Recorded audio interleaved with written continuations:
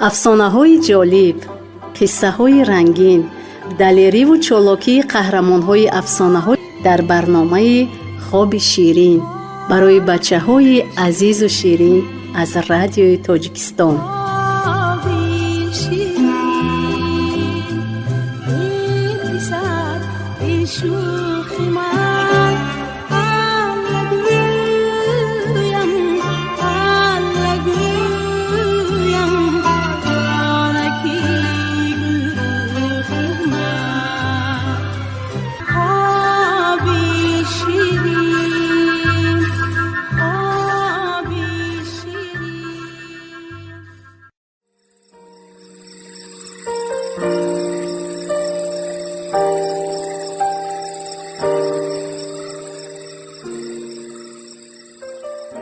салом набираҳои бибӣ.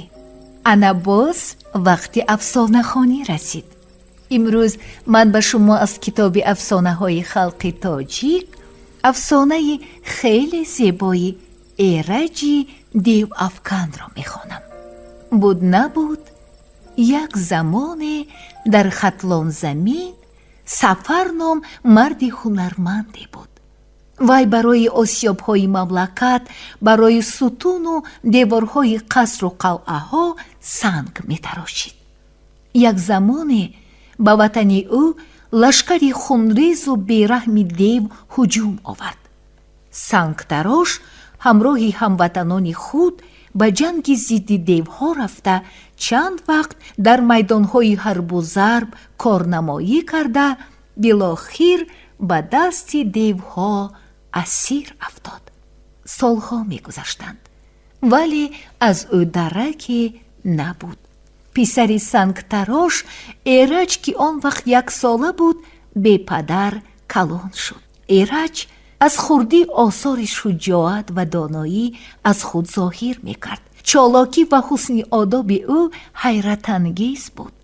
модараш ӯро ба мактаб монд. эраҷ дар мактаб аз ҳама беҳтар мехонд. ҳаммактабиёнаш ӯро дӯст медоштанд. ҳангоми дамгирӣ ва танаффусҳо гирди ӯ ғун шуда суҳбат меоростанд. эраҷ калон шуд. як ҷавони танӯманди чорпаҳлӯ шуд. қадаш баланд ва бозувонаш мустаҳкам. баҳор расид. наврӯз омад. мардум либоси идона пӯшида дар иҷҷо майдоне ки дар канори деҳа воқеъ буд ҷамъ шуданд. бузкашӣ, чавгонбозӣ, гӯштингирӣ сар шуд. навозандагон навохтанд, ҳофизон сароиданд, ширинкорон бозиданд. эраҷ ба майдони чавгон даромад. чанд бор аз болои асб гӯйро ба дарвозаи ҳариф зад. ғулғулаи таҳсину офарини мардум ба ҳаво печид. тирандозӣ сар шуд. чун нишон як ангуштаринро овехтанд. бисёр ҷавонон тиру камон гирифта ба нишон тир андохтанд. танҳо тири 2 нафар аз ангуштарин гузашта рафт. ин аслан душвор нест, гуфт эраҷ. тирандоз агар ҳунарманд бошад 3 тирро ба ҳамдигар медӯзад. ту ки ин хел мегӯӣ, гуфтанд мардум, ҳунаратро нишон деҳ. эраҷ тиру камон гирифта, пои чапашро ба замин тиргак карда, китфашро ақиб бурда, як тир ба дарахт зад. тири дуюмаш ба тани тири якум ва тири сеюмаш ба тани тири дуюм рафта даромад. боз ғулғулаи таҳсину офарин ба осмон рафт. рӯзи дуюми ид эраҷ аскарбозӣ таклиф кард. ҷавононро ба 2 гурӯҳ ҷудо карда, як гурӯҳро лашкари душман, гурӯҳи дигарро лашкари ватан эълон намуд. эраҷ лашкари ватанро сарвар шуда чунон кард, ки лашкари ватан душманро ба ғафлат мононда ба ӯ зарба зад. аз ҳар тараф садои карнаву сурнай, нақораву доира баланд шуда гӯштингирӣ оғоз ёфт. паҳлавонони деҳаи эраҷ бо паҳлавонҳои деҳаҳои дигар гӯштӣ гирифтанд ва ҳама мағлуб шуданд. ایرج به میدان درآمد. پهلوانی دیهی همسایه دید که یک نوجوانی 15-16 ساله به او طلبگار شده است. ناپسندانه گفت: ای بچه، تو بچه‌ای، با بچگان گشتی گیر. این گپ به ایرج خیلی سخت رسید. بچه هم یا نه، با این کاردار مباش، زور باشی، هنرت را نشان ده، گفت ایرج و دستی حریفش را گرفته چونان پیش کشید که از او 2-3 قدم گذشته رفت. پهلوان جدی بودن این گوشتین را فهمیده به ایرج درآویخت. ایرج از میان او گرفته به طرف خود کشیده برداشت و از بالای سر خود گذرانیده به زمین زد. مردم غریب برداشتند، کف گفتند، صدای کرنه و سرنای نشعه غلبه را افزود. بگاهی وقتی که عید به آخر می رسید، بسیار کسان از جمله سالخوردگان پیش ایرج آمده او را مبارکباد می کردند. پدرت ایرج جان مردی شجاع بود، تو از وی کمی نداری، گفتند آنها و دعا کردند که صاحب ظفر باشد، وطن را به دشمن ندهد. ایرج این گپ‌ها را شنیده باری نخست درباره پدرش جدی فکر کرد. من تا این وقت درباره پدرم درستک فکر نکرده بودم، از دل گذرانید ایرج. پدرم در اسارت است و من بیغم و بی‌پروا گشتم. همین لحظه گویا به گوش او صدای رسید: ایرج، من در قفسم، آزادم کن. رنگ ایرج کند و در چهرش اضطراب پدید آمد. چشمان کلانی جذابش لالگون شدند. غرق فکر و خیال به خانه‌شان آمد. مادر دلاگاهش سبب پریشانی احوال فرزندش را فهمید و با چشمان گریان او را به آغوش کشیده از جبینش بوسید و گفت: عزیزم، نهال بختم، ایرج جانم، چه شد که در این روز نوروز که همه خرسند و شادند تو افسرده و غمگینی؟ مادر جان، گفت ایرج، مردم پدرم را یاد کردند و صدای او به گوشم رسید: من در قفسم، مرا آزاد کن. گفت او. مادر مایوس شد. او به جز تسلی دادن فرزند علاج دیگری نداشت. پدرت با مرحمت پروردگار آزاد شده می آید. بعد پسرکم گفت: چی سود از آن که ما غم می خوریم؟ ایرج آهی سرد از دل پردرد کشید و گفت: مگر وی خود می تواند آزاد شود؟ از روزی که من خودم را شناختم، او را ندیدم، دیگر مرا طاقت نمانده است. مادر گفت: پدرت مردی هنرمند، سنگتراش نامدار بود. دیوها این خیل آدم را نمی کشند، از هنر او استفاده می کنند. می گویند که پدرت را روز کار می فرمایند و شب به قفس می اندازند.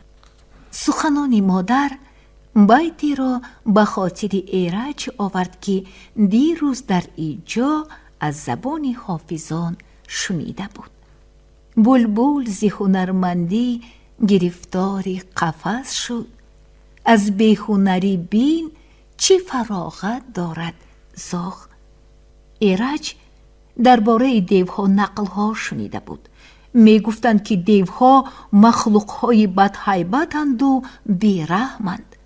چشمانشان دهانی شهکاسه برین کلان کلان، گوشهایشان مثل گوش گاو، سوراخ بینیشان مثل قبور و دهانشان مانندی غار است.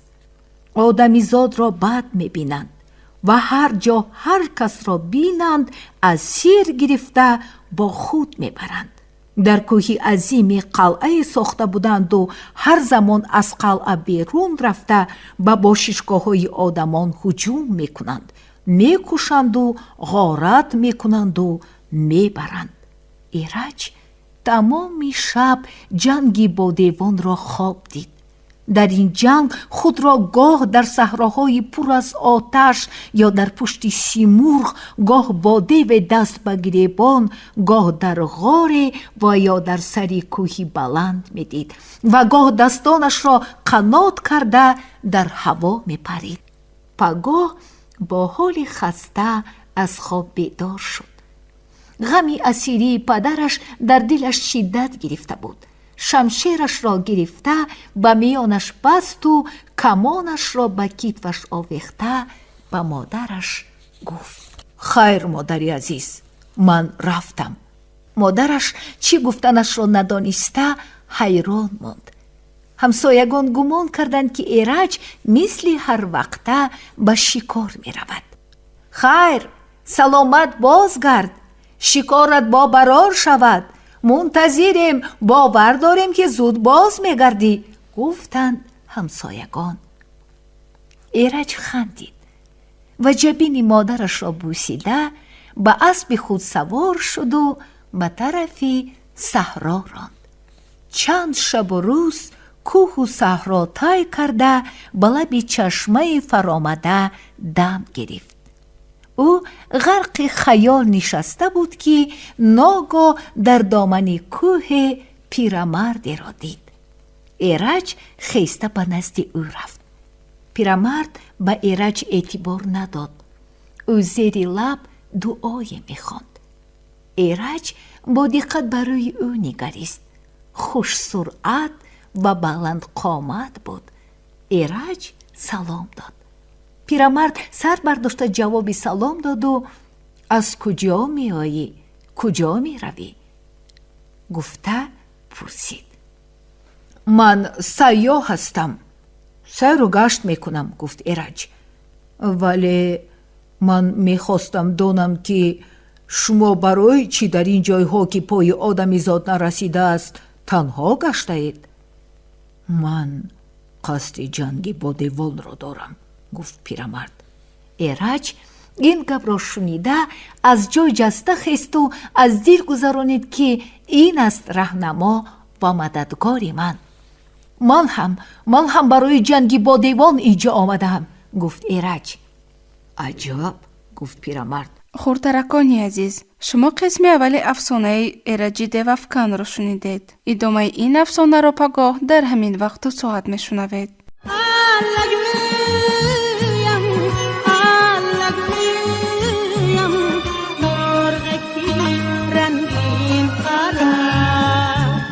افسانه‌های جالب، قصه‌های رنگین، دلیری و چالاکی قهرمان‌های افسانه‌های در برنامه خواب شیرین برای بچه‌های عزیز و شیرین از رادیوی تاجیکستان.